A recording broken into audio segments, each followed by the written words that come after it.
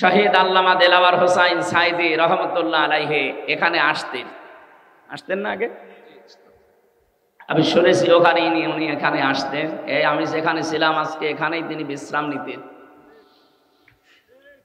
কোরআনের এই পাখি 50টা বছর বিশ্বের বহু দেশে কোরআনের আলো ছড়িয়েছে, অথচ তাকে যে মানুষগুলো মামলা দিয়েছিল আপনাদের এই পাশের জেলা চাঁদপুরে বাড়ি, রেজাউল হক মাইজ ভান্ডারি, লাকসামে বাড়ি, আল্লাহর ওলির বাড়ি লাকসা, আর আরেকজনের বাড়ি এই যে নজিবুল বশর মাইজ ভান্ডারি, এই দুইজন মিলে মামলা দিয়েছিল। কোথায় আজ তারা? কোরআনের পাখি আজকে যদি বেঁচে থাকতেন, কুমিল্লাতে শুধু একবার আসার দরকার ছিল, কুমিল্লার চেহারা পাল্টিয়েছিল। আল্লাহর এই ওলির সাথে জেলখানায় আমি দেখা হয়েছিল, আমার মাথায় হাত দিয়ে বলেছে কখনো সত্য কথা বলতে ভয় পাবা না। 10 মিনিট আমি ছিলাম তার কাছে, 10 মিনিটে আমার মনে হয় 50টা উপদেশ আমারে দিয়েছিল। কয়েকটা আমার মনে আছে, তার ভেতরে এইটা, পরিস্থিতি যত কঠিন হোক হেকমাতের নাম নিয়ে কখনো সত্য কথা বলতে পিছপা হবা না। এটা যেন আমি মরণ পর্যন্ত মানতে পারি, ডাইরেক্ট হোক আর ইনডাইরেক্ট হোক। বলেন আমিন। এই জন্য যারা ইমামতি করছে আমরা দেখতে পাচ্ছি অনেকের ইমানই নেই। জাতীয় মসজিদের ইমাম পর্যন্ত যদি পালিয়ে যায়, কি ইমাম উনি? মানে যদি ফ্রেশ থাকবে তো পালাবে কেন? কারণ উনি ইমান এনেছিল তগুতের সাথে সম্পর্ক করে, তগুত ছেড়ে দিয়ে না। বলেন তো, যে লোকটা নৌকা মার্কা নিয়ে দাঁড়াতে পারে তার ইমান কতটুকু থাকতে পারে? আমি ভাই কাটছাট কথা বলছি, আমি কিছু লুকাতে পারি না। যে লোকটা নৌকা মার্কা নিয়ে দাঁড়াতে পারে তার ইমান থাকার কথা। তার সম্পর্কই তো তগুতের সাথে। তগুতের সাথে সম্পর্ক থাকলে তার ইমান আনা হয়নি। আল্লাহ এজন্য প্রথমে শর্ত দিয়েছেন, ফামাই ইয়াকফুর বিত্তাগুত ওয়া ইউমিন বিল্লাহ। ইমান যদি কেউ আনতে চায় প্রথম নাম্বারে তাকে তগুত ছেড়ে দেওয়া লাগবে।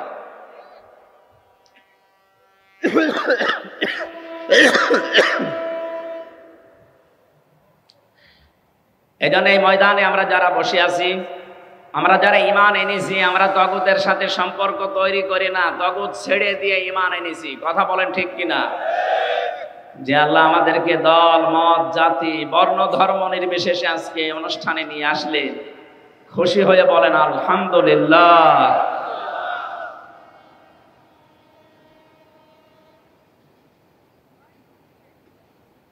দরুদ আর সালাম পড়ছি আমাদের নবী, মানবতার মহান শিক্ষক মুহাম্মদুর রাসূলুল্লাহ সাল্লাল্লাহু আলাইহি ওয়াসাল্লাম। প্রত্যেকটা বিষয়ে তিনি শিক্ষা দিয়েছেন। বুইস্তু মুআল্লিমান, আমাকে প্রেরণ করা হয়েছে শিক্ষক হিসাবে। এমন কোন দিক আর বিভাগ নেই যেখানে তিনি শিক্ষা দেননি। আমরা যে কোরআনে কারিম থেকে তেলাওয়াত করলাম, এটা পড়তে হলে 29টা অক্ষর লাগে। কয়টা? এর প্রতিটি অক্ষরে আমার নবীর সম্মান মর্যাদা আল্লাহ আরো উপরে তুলে দিয়েছে। তাফসীরে খাজিনের ভেতরে আছে এই তথ্যটা। আলিফ দিয়ে আমার আল্লাহ জানিয়েছেন আমার নবী আহমদ, তিনি প্রশংসিত। বা দিয়ে আল্লাহ জানিয়েছেন আমার নবী বাশির, তিনি সুসংবাদদাতা। তা দিয়ে আল্লাহ জানিয়েছেন আমার নবী মুত্তাকি, তিনি পরহেজগার। সা দিয়ে তিনি জানিয়েছেন আমার নবী মুদ্দাসসির, কম্বলওয়ালা। জিম দিয়ে তিনি জানিয়েছেন আমার নবী জামিল, সুন্দর। হা দিয়ে আল্লাহ বলেন আমার নবী হামিম, তিনি অন্তরঙ্গ বন্ধু। খ দিয়ে জানিয়েছেন আমার নবী খাতামান নবিয়্যিন, আমার নবী শেষ নবী।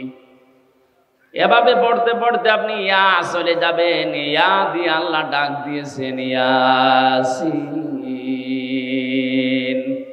হে নেতা। এটা পাবেন তাফসিরে কাবিরে। আল্লামা ফখরুদ্দিন রাজি রাহমাতুল্লাহ আলাইহি লিখেছেন, আল্লাহ পাক বলেন ইয়া হরফে নেদা। ইয়া মানে হে, সিন মানে সাজ্জেদ।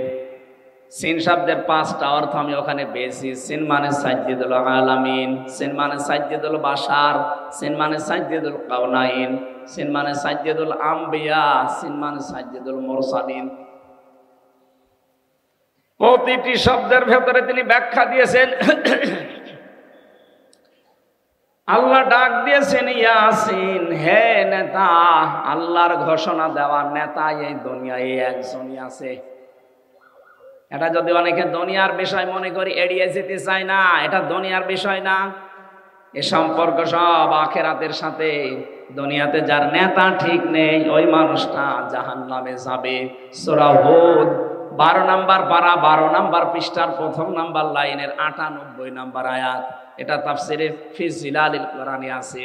ইয়াকদুমু কওমাহু ইয়াওমাল কিয়ামাতি ফাআওরাদাহুমুন নার ওয়া বিসাল বিরদুল মাউরুদ। বলেন আল্লাহু আকবার।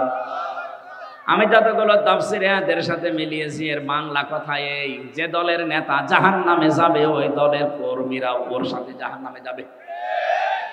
যদিও আয়াতে রূপটা আল্লাহ ফেরাউন সম্পর্কে দিয়েছেন, ফেরাউন জাহান্নামে যাবে, ওর অনুসারী যারা ওর পেছনে ছিল সবাইকে আল্লাহ জাহান্নামে পাঠাবে। কিয়ামত পর্যন্ত সেই নেতা জাহান্নামে যাবে, ওর নেতৃত্বে যারা চলবে তারাও জাহান্নামী। এবার আপনি নিজেকে প্রশ্ন করে বলেন তো, এটা দুনিয়ার বিষয় হয় কি করে? ইয়াউমা নাদউ কুল্লা উনাসিন বিইমামিহিম। সূরা বানী ইসরাঈলের ৭১ নম্বর আয়াত প্রথম অংশে আছে। আল্লাহ বলেন কিয়ামতে মানুষকে আমি ডাক দেব তার নেতার সাথে। কেন দুনিয়ার বিষয় মনে করে নিজের কপালে আগুন লাগাচ্ছেন? এটা আখিরাতের বিষয়। এইটা আজ আমাদের দেশে ঠিক নেই, এই জন্য তো চাঁদাবাজি এখনো বন্ধ হচ্ছে না। কি চাঁদাবাজি বন্ধ হয়ে গেছে? আপনি এমন নেতার পেছনে ঘোরেন যে নেতাও চাঁদাবাজ, কর্মীও চাঁদাবাজ। আমি এমন নেতার পেছনে ঘুরি যে নেতা ঘোষণায় দিয়েছে ইসলাম যদি দেশে আসে সর্বপ্রথম বন্ধ করা হবে চাঁদাবাজি। আপনি কিসের নেতা মানেন? আপনার নেতার দিকে তাকালে শয়তানের কথা মনে হয়, আমার নেতার দিকে তাকালে আমার আল্লাহর কথা মনে হয়। কি বেশি বলে ফেললাম? না না, বেশি হয়। এটা দুনিয়ার বিষয় মনে করে এড়িয়ে যাওয়ার কোনো সুযোগ নেই। কিয়ামতে বিচার ব্যবস্থা আল্লাহ বানিয়েই ডাকবে আপনার নেতার সাথে। আগে নেতা, এরপরে কর্মী। আপনার বিবেকে কি বলে? যেদিন আপনার নেতা সামনে থাকবে, তার যে চেহারা সুরাত, তার যে চরিত্র আপনি না জানলেও আল্লাহ জানে না। কথা বলেন না কেন? ওরে দেখেই তো আল্লাহর রাগ হয়ে যাবে। আপনার পর্যন্ত আর যাওয়া লাগবে না। তো সামনে যেটা আছে এটাই তো 2 নাম্বার, তুমি মনে হয় 3 নাম্বার। আপনার পর্যন্ত আর বিচারও করা লাগবে না, নেতাকে দেখে সাথে সাথে দিয়ে দেবে। এই জন্য কোরআনে কারিমে আমি যে আয়াত পড়েছি এর পরের আয়াতে আপনি দেখবেন সূরা নিসা 60 নাম্বার আয়াত, 59 নাম্বার আয়াত। রব্বুল আলামিন বলেন ইয়া আইয়ুহাল্লাযীনা আমানু আতিউল্লাহা ওয়া আতিউর রাসূলা ওয়া উলিল আমরি মিনকুম। ওহে যারা ঈমানের দাবি করো, আমি আল্লাহর আনুগত্য করো, আমার রাসূলের ইতাআত করো। আর উলিল আমর তোমাদের ভেতরে যারা নেতা নেতৃত্ব দেয় তাদেরকে তোমরা মেনে চলো। কুমিল্লাবাসী কান খাড়া করে শোনেন, এই যে আতিউ, এটা ফেল, এটা ভার্ব, এটা ক্রিয়া। এই শব্দটা আল্লাহ নিজের নামে আর রাসূলের নামে দিয়েছেন, কিন্তু উলিল আমরের আগে তিনি দেননি। মুফাসসিরিন ইকরাম বোঝাতে চেয়েছেন আল্লাহ আর রাসূলকে মানা লাগবে, কোনো প্রশ্ন করা যাবে? আরো জোরে বলেন। আপনার বুঝে আসুক বা না আসুক মানা লাগবে, এইটাই ফাইনাল। কিন্তু উলিল আমর যারা আল্লাহ রাসূলের পরে দুনিয়ায় নেতৃত্ব দেবে, এদেরকে মানতে হলে মাস্ট বি দেখা লাগবে লোকটা আল্লাহ রাসূলকে মেনে চলে কিনা। আল্লাহ রাসূলকে যদি মেনে চলেও আমার আত্মীয় না হলেও ওইটাই আমার নেতা।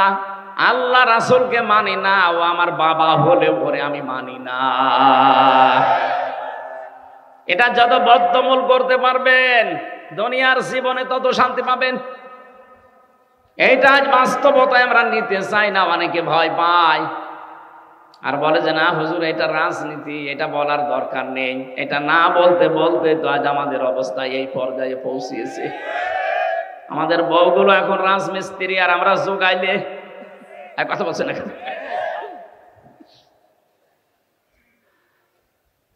ইয়াসিন বলে আল্লাহ ডাক দিয়েছেন, হে নেতা। সিন শব্দের অর্থ বললাম পাঁচটা। প্রথম নম্বর অর্থ হচ্ছে সাজ্জিদুল আলামিন, আলম না।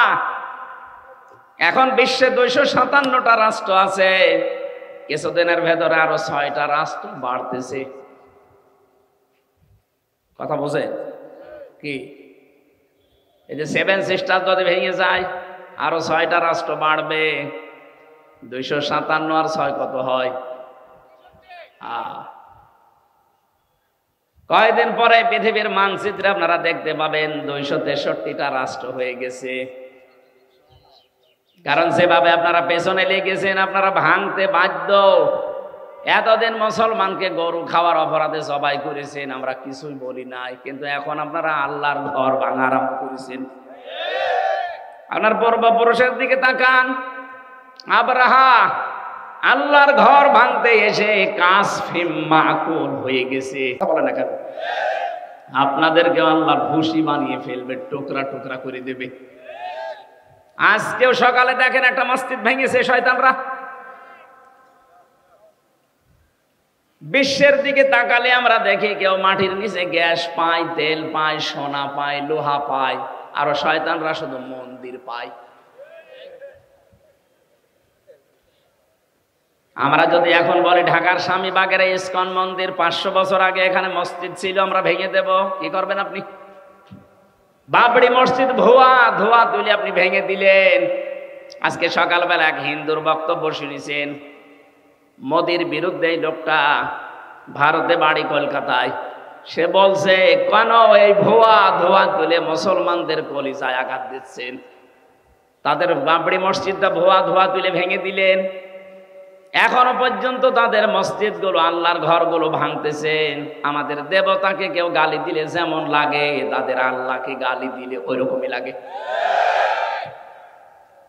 সব হিন্দু খারাপ না, কিছু উগ্রপন্থী হিন্দু আছে যারা, তাদের জন্য আজ হিন্দুদের বদনাম হয়ে যাচ্ছে।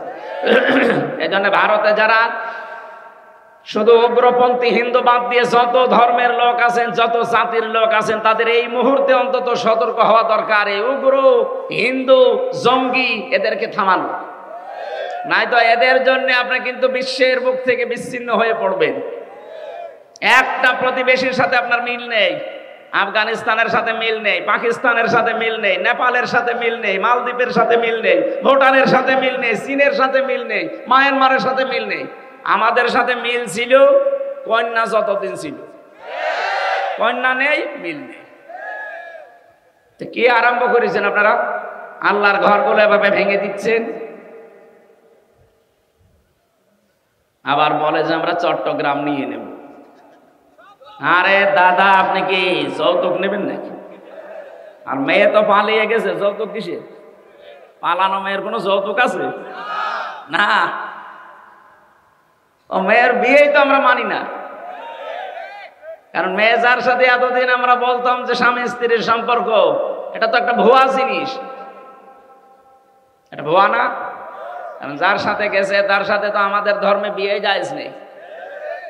ওয়ালা তুনকিহুল মুশরিকিনা হাত্তা ইউমিনু, সূরা বাকারা 221 নম্বর আয়াতের মাঝের অংশে আছে। আল্লাহ পাক বলেন, যতক্ষণ মুশরিক পুরুষ মুসলমান না হবে, ঈমান না আনবে, তার সাথে মুমিনা নারীর বিয়ে করা জায়েজ নেই। এটা আমি বানালাম? বলেন। সুতরাং যার সাথে গেছে তার সাথে তো বিয়ে আমাদের ধর্মে জায়েজ নেই। আপনি এতদিন খালি মিথ্যা কথা বলতেন যে আমাদের স্বামী স্ত্রীর সম্পর্ক। তারপরও দাদা যদি এখন মুসলমান হয়, যে বয়স দাদা, এ বয়সে মুসলমানি দিতে গেলে দেখা যাচ্ছে হাসামে গোড়া থেকে কেটে বাদ দিয়ে দিল, সব শেষ। আমার মনে হয় এখন আর হবে না। মুরব্বী বয়সে এখন যে অবস্থায় আছে ওইভাবে থাক। আর আমরা ও বিয়ে মানি না। যৌতুক তো আরো পরের কথা। আর আমাদের ধর্মে যৌতুক জায়েজ নেই। যৌতুক আছে আমাদের ধর্মে, সুতরাং এটা তো দেওয়ার প্রশ্নই আসে না। বাংলাদেশে আমিরে জামাত ডক্টর শফিকুর রহমান উনি ঘোষণা দিয়েছেন, এদেশের 1 ইঞ্চি না হাফ ইঞ্চি জমির দিকে কেউ যদি উল্টা পাল্টা নজরে তাকায়, নিয়ে নেওয়া তো দূরের কথা, শুধু যদি উল্টা পাল্টা নজরে কেউ তাকায় তার চোখ তুলে ফেলা হবে। আর এদেশের 18 কোটি মানুষ যদি জীবন দেয়, 36 কোটি দাদা নিয়ে জীবন দেবে। এক একজন অন্তত 2 জনের গলা চেপে ধরবো, এই কথা বলছে না কেন?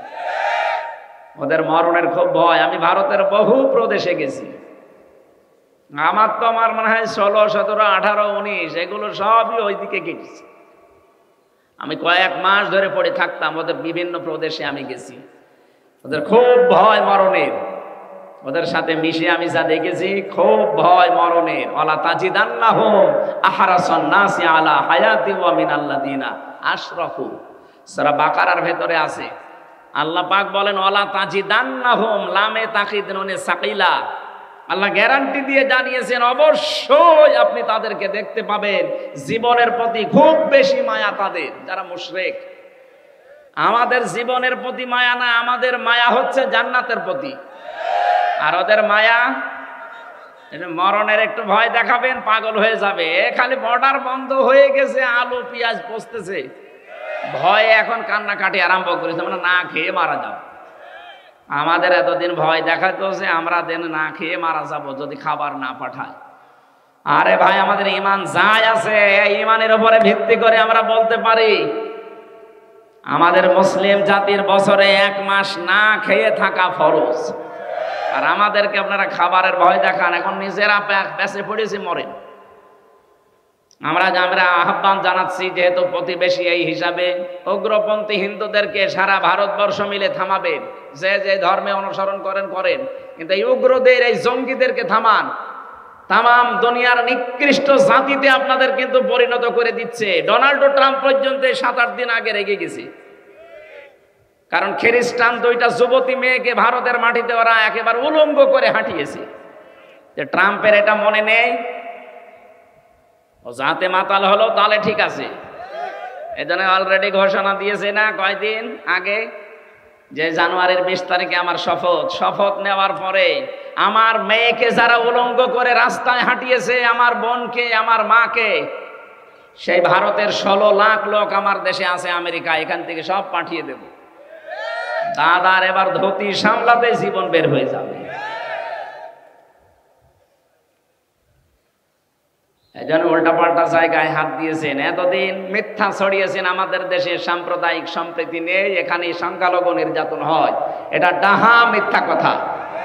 বলেন, ভয়েস অফ আমেরিকা, মাইক্রোসফট, এগুলো সব খ্রিস্টানরা চালায়।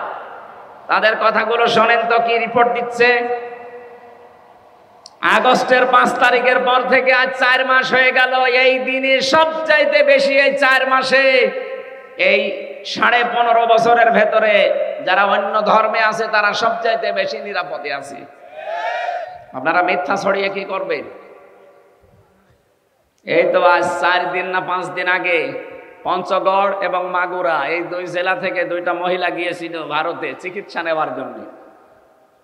সাংবাদিক, ওই যে মলম সাংবাদিক, যেটা হকার, এই হকারের আর এক বন্ধু আছে, সে বলছে, বলেন আমার মেয়েকে বাংলাদেশে রেপ করেছে, আমাদের পূজা পার্বণ করতে দেয় না, আমরা আর টিকতে পারলাম না, এই জন্য আমরা চলে এসেছি। ও মেয়েটা পুরা উল্টিয়ে গেছে, কি বলিস? আমরা এসেছি আমার মেয়ের হাতের চিকিৎসা করাতে, আর কিসের পূজা পার্বণ করা? আগস্টের 5 তারিখের পর থেকে সবচাইতে বড় নিরাপদে আছি আমরা বাংলাদেশে।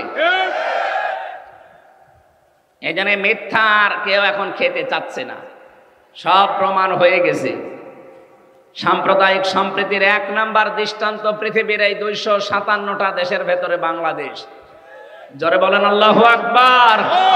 এই সম্প্রীতি কেউ নষ্ট করতে পারবে না। এদেশের সংখ্যালঘু বলে কিছু নেই, মাইনরিটি মেজরিটি কিচ্ছু নেই, আমরা সব এক। জন্ম যারা নিয়েছি এই দেশে, তারা এদেশের গর্বিত নাগরিক। কথা বলে না কেন? সুতরাং এই উগ্রদেরকে থামান আপনারা, নয়তো সারা পৃথিবী থেকে বিচ্ছিন্ন হয়ে পড়বেন। যদি 7 সিস্টার ভেঙে যায়, যেহেতু বিশ্বে এখন 257টা 263টা রাষ্ট্র হয়ে যাবে, এই 263টা রাষ্ট্রের যেখানে আপনি বাস করেন, সেখানেই আপনাকে বিশ্ব নবীকে নেতা মানা লাগবে। এর নাম সাইয়্যিদুল আলামিন, আলম না। শুধুমাত্র এই পৃথিবীর এই 263টা রাষ্ট্র না, যত জগৎ আল্লাহ বানিয়েছে, কেউ যদি বলে আমি চাঁদের দেশে থাকি, সেখানেও আপনাকে নবীকে মানা লাগবে। কেউ যদি বলে আমি মঙ্গল গ্রহে থাকি, সেখানেও নবীকে মানা লাগবে। ইয়াতানাজ্জালুল আমরু বাইনাহুন্না, আল্লাহ পাক বলেন প্রতিটি আসমানে আমার বিধিবিধান নাজিল হচ্ছে, যেখানে যেই সৃষ্টি আছে তার জন্য এরকম বিধান আমি নাজিল করি। যেখানেই যাবেন আপনাকে নবী ছাড়া অন্য কাউকে আপনি মানতেই পারবেন না। 2 নম্বরে সাইয়্যিদুল বাশার, বাশার মানে মানুষ। কেউ যদি বলে আমি মানুষ, মানুষ পদবাচ্যে যারা বিবেচিত, মাস্ট বি তাকে নবীকে নেতা মানা লাগবে। শুধুমাত্র দুনিয়ার এই জগৎ না, মানুষ না, সাইয়্যিদুল কাউনাইন বলা হয়েছে 3 নাম্বার। শুধু দুনিয়া না, আখিরাতেও আপনার জন্য আমার জন্য বিশ্ব নবী হবেন একমাত্র নেতা। অন্যান্য যত নবী আছে সবাই অপারগতা স্বীকার করবে, মুহাম্মদুর রাসূলুল্লাহ পড়ে যাবে সেজদায়। 50 বছর কেটে যাবে এক সেজদায়।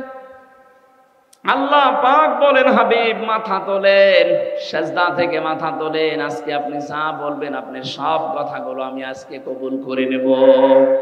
সুতরাং শুধু এ জগতে কাজে লাগছে তা না, মরণের পরও আমার নবীকে দরকার আছে না নেই? এখনো পর্যন্ত যারা রাজনীতি মনে করে কানে তোলা দিয়ে আছেন, কান একটু ছাড়ান, হাত সরান। শুধু দুনিয়া না, আখিরাতেও কাজে লাগবে। যার সিগনেচার ছাড়া, যার সার্টিফিকেট ছাড়া, যার সুপারিশ ছাড়া কেউ জান্নাতের গেটে যেতে, আরো জোরে বলেন। 4 নাম্বারে শুধু আমাদের মানুষের না, উভয় জগতে না, সাইয়্যিদুল মুরসালিন, যাদের রাসূল আল্লাহ পাঠিয়েছেন তাদের জন্যও তিনি সাইয়্যিদ। 5 নাম্বারে সাইয়্যিদুল আম্বিয়া, শুধু নবীদের না, শুধু রাসূলদের না, সবার জন্য তিনি ছিলেন একমাত্র নেতা। হযরতে মুসা আলাইহিস সালাম এত বড় পাওয়ারফুল নবী, আল্লাহর সাথে কথা বলতেন। তিনি যদি এখন বাংলাদেশে আসে, আর কেউ যদি মুহাম্মদুর রাসূলুল্লাহকে বাদ দিয়ে মুসা নবীর আদর্শ গ্রহণ করে, নিছক সে জাহান্নামী। কথা বলেন না কেন? কি মনে করেন আপনি বলেন তো? মুসা নবীর মতো এত বড় পাওয়ারফুল নবী এখন যদি আসে, তাকে মেনে নিলে যদি আপনি জাহান্নামে যান, মুসা নবীর চাইতে আপনার বাবা, আপনার স্বামী, আপনার নেতা কি বড় নাকি? কাকে মানেন আপনি? এই মুহূর্ত থেকে দেউলিল আমরি মিনকুম যে ব্যাখ্যা বললাম, আতিউ শব্দটা আল্লাহ এই জন্যে দেননি, কারণ আল্লাহ রাসূলকে মানতে গেলে প্রশ্ন নেই, প্রশ্ন করলে আপনার ঈমান থাকবে না। কিন্তু উলিল আমর যারা দুনিয়াতে যারা নেতৃত্ব দেবে আল্লাহ রাসূলের পরে, সে যেই হোক, আগে দেখতে হবে লোকটা আল্লাহ রাসূলকে মানে কিনা।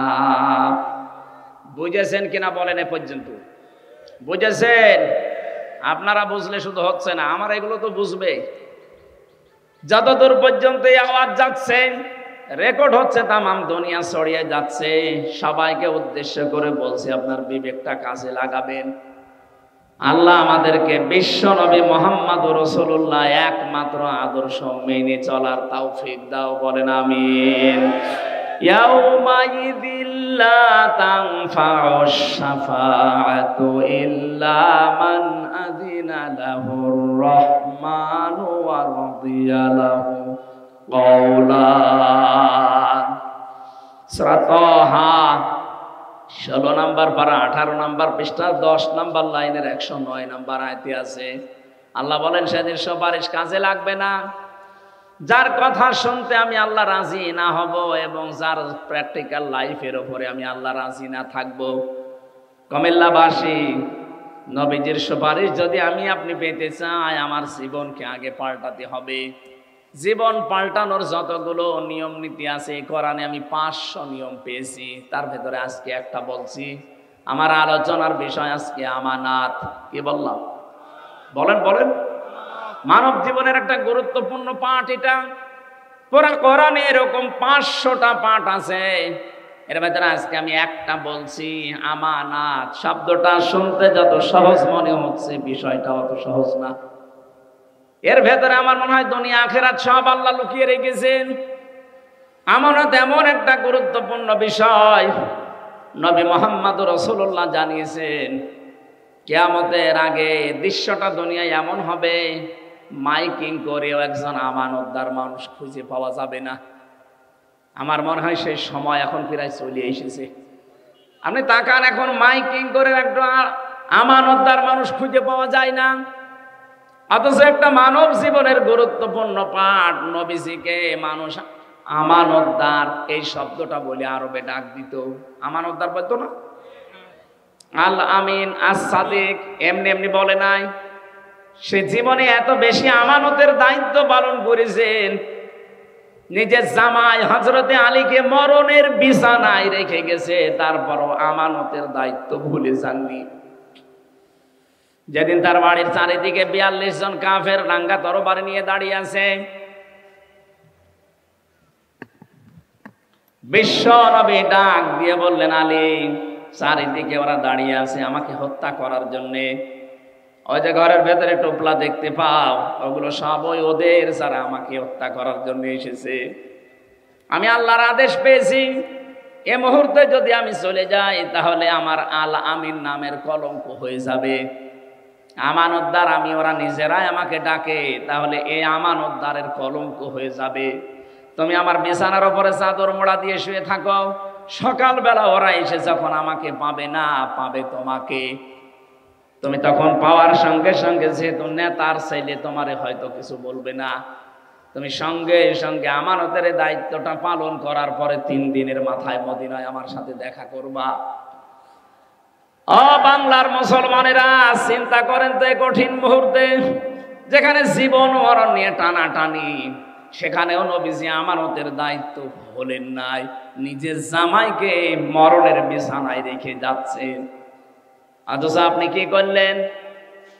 এ বিশাল আমানতটা জনগণ আপনাকে দিতে চায়নি, তারপর আপনি নিজে নিজে আমানতদার সেজেছিলেন। কথা বলে না কেন? তিনি 3টা নির্বাচনে আমরা কেউ তাকে জোর করে দিতে চাইনি, তিনি জোর করে আমানতের দায়িত্বটা নিয়েছিলেন। কি করলেন নিয়ে? এই যে চলে গেলেন, কত ঋণ আমাদের মাথার উপরে দিয়ে গেলেন আপনি। এখন এই দেশে একটা মানুষ জন্ম নিলে কমপক্ষে 1,10,000 টাকা তার মাথার উপরে ঋণ।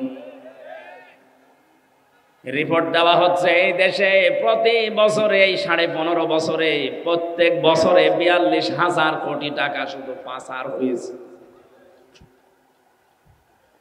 এক দরবেশ সেই টাকা মেরে খেয়েছে 36,000 কোটি। এস আলম একটা কোলাঙ্গার ইসলামী ব্যাংক থেকে 80,000 কোটি টাকা মারিং কাটিং করেছে। এখন অনেককে বলতে শোনা যাচ্ছে, তারা কোন নিয়তে বলছেন আমরা জানি না, যে ইসলামী ব্যাংক একদল নাকি ডাকাতি করেছে। কিসের ডাকাতি? যারা বানিয়েছিল তারা হাতে নিয়েছে। ইসলামী ব্যাংক আপনি বানিয়েছেন, এর প্রতিষ্ঠাতা যারা, তাদের দিকে তাকান। ইসলামী ব্যাংক এখন তার মায়ের কোলে ফিরে গেছে। কথা বলেন না কেন? এতদিন তো ডাকাতি হয়েছিল, সেখান থেকে মায়ের কোলে ইসলামী ব্যাংক ফিরে গেছে। যাদের চরিত্র ওই রকম, তারা ওই রকম কথা বলতে পারে। যাদের চরিত্রের ভেতরে ওই রকম মারিং কাটিং, কথা বলছেন না কেন? আমরা তো ঘোষণায় দিয়ে দিয়েছি আমাদের চরিত্রের ভেতরে কোনো মারিং কাটিং করার অভ্যাস নেই। যদি দেখাতে পারেন যে 1 টাকা কেউ মেরে খেয়েছে, শুধু প্রমাণ দেন। কি করে দেখেন। 2টা মন্ত্রী ছিল, 1 টাকা পর্যন্ত দুর্নীতি করেছে, প্রমাণ আজও কেউ দিতে পারেনি। এরপরে আবার কি দেখানো লাগবে আপনাকে? বলে কিছু দেখান। কি দেখাবো এর চাইতে?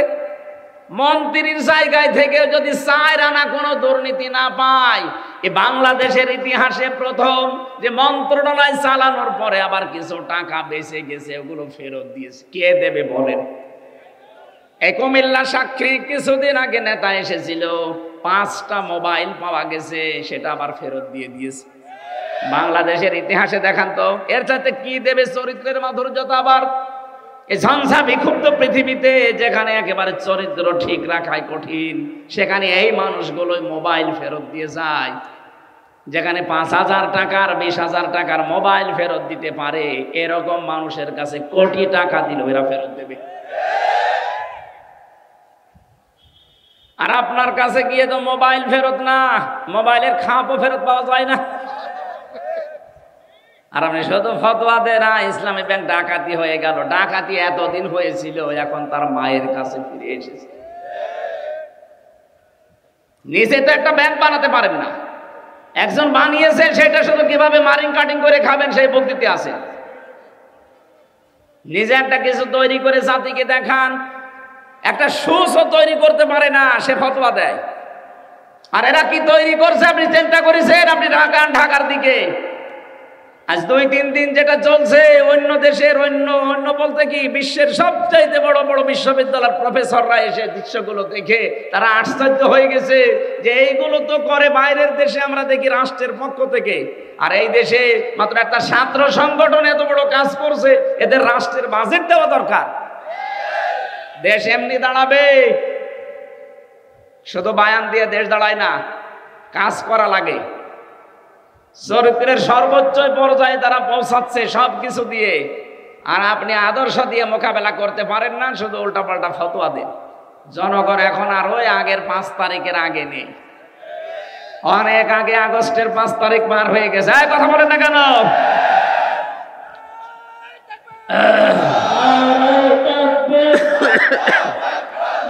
কথা বলতে দেন, কথা বলতে দেন। কুমিল্লাবাসী উনি 14টা সুটকেস নিয়ে চলে যাচ্ছে, আর নবীজি বলেন আলী এগুলো নিয়ে গেলে আমার আলামিন নামের কলঙ্ক হয়ে যাবে। আপনি এতগুলো সুটকেস নিয়ে চলে গেলেন, আপনার মুসলমান নাম আপনার হাসি নামের কলঙ্ক হইল না? সারা দুনিয়া থেকে এই যে এখন প্রকাশ হয়ে গেছে আমার দেশের মাধ্যমে, আপনি 14টা সুটকেস নিয়ে চলে গেছেন। পাইলটকে জিজ্ঞাসা করছে বাক্সগুলো উঠেছে, বলছে হ্যাঁ ম্যাডাম চলো। একটা মানুষকেও কিছু জিজ্ঞাসা করলেন না, কথাও বললেন না কারোর সাথে। আপনার এত দরকার সুটকেসের? যাওয়ার সময় যদি কাকু কেউ বলতো যে কাওয়া চলে গেলাম, কিছুই বলে নাই। আমারও বলিলেন, আমরা বলতে পারতো না যে 3 বছর জেল খাটালাম, কিছু মনে করো না, মাফ করে দিও, চলে গেলাম? এক কথা বলে না, তাও বলি দোয়া চাবে চাইনি। ওই সময় তো বাইরে ছিলাম। আপনার সুটকেস এত দরকার যে সুটকেসের খবর নিয়েছে, এগুলো উঠেছে বিমানে, হ্যাঁ চলো এবার যান, ওগুলো নিয়ে চলে যান। আপনার নামের কলঙ্ক হয়ে গেছে, আপনি হাসি না, আপনি পাঁচি। আপনাকে মুসলমান বলতো মানুষের ঘৃণা হয় এখন। এক কথা বলে না কেন? নবীজির কাজ ছিল মানুষের বোঝা বহন করে দেওয়া, মানুষের বোঝা হালকা করা, আর আপনি মানুষকে বোঝা দিয়ে গেলেন। এই 2780 জন মানুষ এখন হাসপাতালে কাতরাচ্ছে, কারো হাত নেই, পা নেই, চোখ নেই, অন্ডকোষ উড়ে গেছে। এগুলো তার পরিবারের জন্য, সমাজের জন্য, দেশের জন্য বোঝা না? এই বোঝাটা তো আপনি দিয়ে গেলেন। আপনি যদি চলে যাবেন তো কয়েকদিন আগে গেলে তো এই বোঝাগুলো এ দেশ এখন আর বহন করা লাগে না। কথা বলে না কেন? কোটি কোটি টাকা ঋণ দিয়ে গেলেন আমাদের দেশে, চলে যাবেন তো আগে থেকে চলে যেতে পারলেন না? এই মহাসাগরে আমাদেরকে ভাসিয়ে রেখে গেলেন। এই জন্য আপনাকে নবীর উম্মত বলাও মনে হয় ঠিক না, কারণ নবীর কাজ ছিল মানুষের বোঝা। ও তাহমিলুল কাল্লা, ও তাহমিলুল কাল্লা, তিনি বোঝা বহন করতেন, হালকা করে দিতেন, আর আপনি বোঝা আরো দিয়ে গেলেন। ইন্নাকা লা তাসিলুর রহিমা, হে নবী আপনি ভয় পাবেন না। কিসের ভয় আপনার? আপনি তো মানুষের সম্পর্ক ঠিক রাখেন। আর 15.5 বছরে কার সাথে আপনার সম্পর্ক আছে বলেন? কোন আলেমের সাথে আপনার সম্পর্ক নেই। যেগুলো আলেম নামে সম্পর্ক ছিল সবগুলো জালেম। এই ফরিদউদ্দিন মাসউদ একটা টাটকা নির্ভেজাল জালেম। ওইটা কোরআনের পাখির নামে ও ফাঁসির আদেশ চেয়েছে শাহবাগে গিয়ে, ওটারে আলেম বললে গোনা হবে। যেই দিন এরকম উল্টাপাল্টা কাজ করেছে, আর একজনকে দেখতাম বাইতুল মোকাররমের ইমাম, কওমি জননী নাম দিয়েছে জালেমাকে। ওই দিন 76 জন আলেম আমার সাথে জেলখানায়, কওমি মাদ্রাসার মাওলানা মামুনুল হক সহ প্রত্যেকে বরদোয়া দিয়েছে যে করলো কি এই লোকটা। হ্যাঁ, শাপলা চত্বরে হাজার হাজার মানুষকে যায় যে মহিলার ইঙ্গিতে দুনিয়া থেকে বিদায় করে দিল, আর আমরা এখনো পর্যন্ত যে মহিলার ইঙ্গিতে জেল খাটতেছি জেনার তহমত মাথায় নিয়ে। মামুনুল হকের মামলা কি ছিল? ব্যভিচারের মামলা। জেনার মামলা দিয়েছে আমার নামে, আর আমার জাতি ভাই হয়ে ওই জালেমাকে নাম দিচ্ছে কওমি জননী। ওই দিন একেবারে সারা দিন সারা রাত ধরে শুধু জেলখানে ওর নামে বরদোয়া হয়েছে। এইগুলোকে জালেম বলবেন না আলেম বলবেন কোন কারণে? আপনি এই আলেম নামে জালেমদের সাথে আপনার সম্পর্ক, কোনো আলেমের সাথে আপনার সম্পর্ক ছিল না। আরো আলেমদেরকে ধরে ধরে কাউকে গুম করেছেন, কাউকে খুন করেছেন, কাউকে আটক করে রেখেছেন বছরের পর বছর। নিজেই আমার রিমান্ডে বলতো যে অফিসারগুলো যে আপনার কোনো দোষ নেই, আমরা জানি, তে আমার দোষ নেই, আপনারা নিজেরাই বলছেন, এভাবে আমাকে এত কষ্ট দেন কেন? এভাবে টাঙিয়ে রাখেন আপনাকে, আমার মাথায় দড়ি বাঁধা, আমার কাছে ছাগল বেঁধে রেখেছে। আপনি হাসতেছেন, আমি আর যাই হয় আমার নামের আগে একটা আলেম লিখা নেই। এক কথা বলেন না কেন? কিয়ামতে আল্লাহ আলেমদেরও যখন বিচার করবেন, হাদিস চারিদিকে ঘিরে নেবেন কুদরতের কাপড় দিয়ে, যেন অপমান বেশি না হয়। আর আপনি অপমান আরো যেন বেশি হয় সেই কাজ করেছেন। কালো কাপড় দিয়ে চোখ বাঁধা, হাত পেছনে বাঁধা, সামনে বাঁধলে তো হয়, পেছনে বাঁধে যেন হাত কেটে যায়। আবার ডান্ডা বেড়ি লাগানো পায়ের সাথে। আমার এমনি শরীর চলে না, 3টা বছরে তো কোনো চিকিৎসা দেননি। এই অবস্থায় যদি হাত বাঁধা, পা বাঁধা, চোখ বাঁধা, আবার মাথায় দড়ি দেওয়া, কি শুরু করেছেন?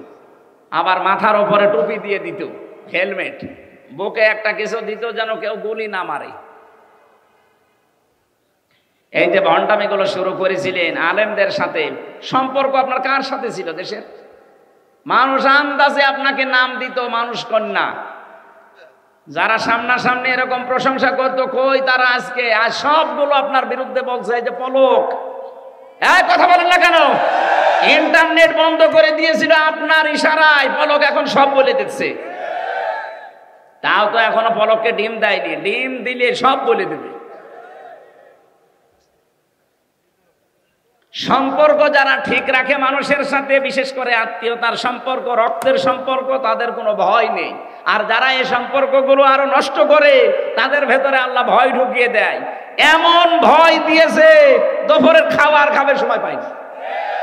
খালি বলেছিল 5 মিনিট, তারপরও সময় দেয়নি। বলে না শেষ সময়ও নেই, ভয়তে আগেই পালিয়ে গেলেন। পৃথিবীতে যারা পালিয়ে যায় তারা আবার ফিরে আসে, এরকম ইতিহাস আমি পড়িনি। 805 বছর আগে পালিয়েছিল লক্ষণ সেন, আজও ফিরে আসেনি। এসেছে, চলে গেছে, হারিয়ে গেছে। কিছুদিন আগে আশরাফ ঘানি পালিয়েছিল, ফিরে এসেছে? এক কথা বলেন না কেন? মালদ্বীপের রাজা পালিয়েছিল, শ্রীলঙ্কার রাজা, ফিরে এসেছে? না, ফিরে আসার ক্ষমতা এখন আর নেই। এই যে আসাদ, বাশার আল আসাদ চলে গেছে, আসতেছে আর, আপনিও গেছেন আর আসবেন না। আপনার কথা মতো অনেকেই দেশকে উস্কানিতে পা দিয়ে বিভিন্ন জায়গায় অঘটন ঘটাচ্ছে। এদেশের মানুষ কিন্তু সত্যি কথা বলছি, এখন আর আগস্টের 5 তারিখের আগে নেই। কেউ উস্কানিতে পা দিয়ে যদি এই দেশকে অস্থিতিশীল করার চেষ্টা করেন, এ দেশটা এখন ছাত্র জনতা আমাদেরকে আমানত দিয়েছে। এই আমানতের খেয়ানত আমরা করতে, আরো জোরে বলেন করতে। গোপালগঞ্জের কিছু মানুষ আবেগে লাফিয়েছিল, এমন পিটানো পিটিয়েছে পুলিশে, প্রশাসনে, আর্মিতে, পেছনে বান্দরের পেছনের মতো লাল হয়ে গেছে। ওই কয়েকদিন শুনলাম যে গোপালগঞ্জ থেকে কেউ যদি ঢাকায় আসে, বাসে আসবে, বসে আসলে 300 টাকা, দাঁড়িয়ে আসলে 1000 টাকা। কুমিল্লার মানুষের তো তার উপরে এমনি একটা রাগ আছে যে বিভাগ দেয়নি। এ বিভাগের মানুষ অন্তত বিভাগ হবে সামনে, যেহেতু এই জেলার মানুষ আবেগে যেন কারো চক্রান্তে পা দিয়ে, উস্কানিতে পা দিয়ে দেশের 12টা বাজানোর চেষ্টা করবেন না। যারা করেছে তারাও থামবে আশা করছি। এদেশে আমরা এখন সব এক, শুধু ওই 14 দল বাদ দিয়ে বাকি আমরা যারা আছি সবাই মাজলুম। এখন যদি কোনো ঝামেলা তৈরি করেন না, জাতি কিন্তু আপনাকে ক্ষমা করবে না। এই জন্য আমানতের দায়িত্ব নবী নিজে জীবন দিয়ে পালন করছিলেন, আর আপনি আমানতের দায়িত্ব পেয়ে সবগুলো নিয়ে খেয়ানত করে চলে গেলেন। আপনি নবীর উম্মত দাবি করতে পারেন না, এর পরের গুলো তো একটাও মানেন না। আল্লাহ রাব্বুল আলামিন বলেন, ইন্নাল্লাহা, অবশ্যই আমি আল্লাহ, ইয়া'মুরুকুম, তোমাদেরকে আদেশ করছি, আন তুআদ্দুল আমানাতি ইলা আহলিহা, তোমাদের যাবতীয় আমানতকে তার প্রাপকের কাছে পৌঁছিয়ে দেবা। এখানে গচ্ছিত যে আমানতটা আছে এইটার কথা বলা হয়েছে। তাফসীরে ইবনে কাসিরের ভেতর থেকে শোনাচ্ছি, হযরতে ওসমান ইবনে তালহা রাদিয়াল্লাহু তাআলা আনহা, তার ঘটনা এই আয়াতের ভেতরে আছে। নবীজি মক্কা বিজয় করলেন, নিজে উঠের উপরে চড়ে তাওয়াফ করলেন, লাঠি দিয়ে হাজরা আসওয়াদকে তিনি স্পর্শ করলেন। এরপরে হযরতে তালহা ওসমান ইবনে তালহাকে ডাক দিয়ে বললেন, এই নাও চাবি, কাবার এই চাবি। দরজা খুলে তিনি 2 রাকাত নামাজ আদায় করে চাবিটা দিয়ে দিলেন। বললেন, কিয়ামত পর্যন্ত তোমার বংশের কাছে এই আমানতটা থাকবে। এই আয়াতটা তিনি ওই সময় তেলাওয়াত করে জানালেন, অবশ্যই আল্লাহ নির্দেশ দিয়েছে তার আমানতকে তার প্রাপকের কাছে পৌঁছিয়ে দাও। আমানতের কথা কেন বারবার বলছি? আমার এই জীবনে আমি কোরআনে কারিমে পড়াটা পড়ে আমানত পেয়েছি প্রধানত 27 প্রকার। কত? 27 প্রকার। আপনি কি ঘুমাচ্ছে? 27 প্রকার আমানতকে দুনিয়ায় আপনাকে পালন করে দেখানো লাগবে। তার প্রথম প্রকার আমানত হচ্ছে আপনার জীবনটা। এটা আল্লাহ পাক পক্ষ থেকে আপনাকে একটা আমানত দিয়েছেন, মন মতো আপনি ব্যবহার করতে পারবেন না। এমনকি নিজের অঙ্গ প্রত্যঙ্গ যা আছে একটা নিজে নষ্ট করে ফেলতে পারেন না। এটা আমানতের খেয়ানত হবে। অলা তুহলিকু আনফুসাকুম। সূরা বাকারার ভেতরে আছে আয়াতটা, বাংলা অর্থ হচ্ছে নিজেদেরকে নিজেরা ধ্বংসের ভেতরে ফেলে দিবা না। সুতরাং এই বডিটা যেহেতু আল্লাহর পক্ষ থেকে আপনার কাছে আমানত, এই আমানতটা রক্ষা করার জন্য অবশ্যই এই বডির খেয়াল রাখা লাগবে। যারা এই বডিকে নষ্ট করে ফেলেন, বিড়ি সিগারেট, এরপরে যে গাঁজা খেয়ে মদ খেয়ে নেশা ভান করে আপনি কিন্তু ধরা খেয়ে যাবেন। এখন থেকে সতর্ক হয়ে যাবেন, আমার এই বডিটা আল্লাহর আমানত, আমি এই বডিটা নষ্ট হয় এমন কোন কাজ করব না। বলেন বলেন। চোখ আপনার কাছে আমানত, এমন দিকে তাকাবেন না যেখানে তাকালে আমানতের খেয়ানত হয়। আজ অনেক মানুষ আমার মোবাইলে মেসেজ পাঠায়, হুজুর 2 বছর বিয়ে হয়েছে, নিজের বউ আর ভালো লাগে না, অন্যের বউ দেখলে খুব ভালো লাগে। এটা একটা রোগ। এটা কি? এটা ভালো লাগার পেছনে কারণ আছে। আমি 2টা ঔষধ বলছি, এখন থেকে শুরু করে মরণ পর্যন্ত মাত্র 15 দিন একটু মেনে চলেন, দেখবেন 15 দিন পরে অন্যের বউ দেখলে আপনার মেজাজ খারাপ হয়ে যাবে, নিজের বউ দেখলে আপনার আকর্ষণ বাড়বে। কোরআনে কারীম সূরা নূর 18 নম্বর পারা 12 নম্বর পৃষ্ঠার 7 নম্বর লাইনে 30 নম্বর আয়াতে আছে ঔষধ। কুল্লিল মুমিনিনা ইয়াগুদ্দু মিন আবসারিহিম ওয়া ইয়াহফাযু ফুরুজাহুম যালিকা আযকা লাহুম ইন্নাল্লাহা খাবীরুম বিমা ইয়াসনাউন।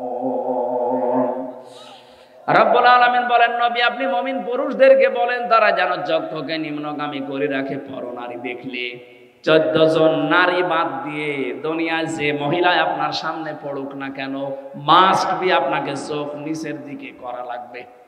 আপনি একটু 15 দিন মেনে চলেন, মাত্র 15 দিন। 14 জন পুরুষ মহিলা বাদ দিয়ে যত মহিলা দুনিয়ায় আছে দেখলে আপনি চোখ নিচের দিকে করবেন। 2 নম্বরে লজ্জা স্থানের হেফাজত করবেন। মেয়েরা যদি কারো সাথে মোবাইলেও কথা বলেন, মা বোন যারা শুনতে পাচ্ছেন, প্রথম নাম্বারে আপনার কথা হবে মোবাইলে খুব শর্টকাট কথা। যদি কারো সাথে বলেন, 14 জন পুরুষের সাথে আপনি কথা বলতে পারেন, এই 14 জনের বাইরে যদি কাবা শরীফের ইমামও কল দেয়, আপনি মোবাইলে কথা বলবেন খুব শর্টকাটে। 2 নম্বরে ভাষা হবে রুক্ষ সূক্ষ্ম। কথা বুঝতেছেন? এগুলো না, আপনার কথাবার্তারা শুনে আরো অনেকে দেখে চলে আসে, আপনার কাছে আসতে চায়। আজ পরিবার অবক্ষয়ের পেছনে কারণ আমার মনে হয় মোবাইলের এই উল্টাপাল্টা কথাগুলো। প্রতিদিন দেখবেন অনশন করছে মেয়েরা, 2-3 বাচ্চার মা এসে চলে এসেছে আফসারি সাহেবের বাড়ি। কি অনশন? বিয়ে করা লাগবে। কেন? এই মোবাইলের ব্যবহারটা সঠিক হওয়া লাগবে। 15 দিন মাত্র একটু চেষ্টা করেন, 15 দিন পরে একটা অনির্বচন সুখ আপনার মনের ভেতরে আল্লাহ দান করবে। শব্দটা কি বললাম? একটা অনির্বচন সুখ আপনি পাবেন। পাখির বাচ্চারা দেখবেন, মুরগির বাচ্চা যখন এর ডানার নিচে আশ্রয় নেয়, ওর পালক পর এত মোলায়েম, এত সফট, এত কোমল, একটার সাথে যখন আরেকটা লেগে যায়, ওর নিচে যখন চিল কাকের থেকে বাঁচার জন্য আশ্রয় নেয়, এই বাচ্চারা যখন দেখে যে মায়ের পালক একটার সাথে আর একটা লেগে গেছে, একটা সফট কমল এমন সুন্দর একটা নিচের জায়গা হয়ে যায়, ওখানে এই কম পালকের সাথে আর একটা পালক লাগলে একটা ঘর্ষণ লাগে, ঘর্ষণ, ওটাকে বাংলায় অনির্বচন সুখ বলে। তখন বাচ্চারা কিচির মিচির আওয়াজ দেয়। তাফসিরে আমি পড়েছি, কোন মানুষ যদি সত্যি 15 দিন পর্যন্ত আল্লাহর এই দুইটা ঔষধ পালন করতে পারেন, তখন দেখবেন জায়েজ জিনিসের প্রতি আপনার আকর্ষণ বেড়ে যাবে, অন্যায় কোনো অবৈধ জিনিস দেখলে আপনার রাগ হবে। আমরা এটা চাই না? কথা বলেন। যাদের মোবাইলে এমন কোন কারো নাম্বার লেখা আছে যে নাম্বারে কথা বলা আপনার জন্য জায়েজ না, এরকম মোবাইলে যদি কারো সাথে কথা বলে থাকেন, সেটিং করে থাকেন, এক্ষুনি ওই নাম্বার ডিলিট করে দিন, এখনই ডিলিট করে দেন। এটা একটা আমানত আপনার জন্য, এই আমানত রক্ষা করেন। 15 দিন আমি সময় দিলাম, আল্লাহর কসম আমি নিজে পরীক্ষা করে বলছি, 15 দিনের ভেতরে মাস্ট বি আপনাকে আল্লাহ একটা পরিবর্তন এনে দেবে।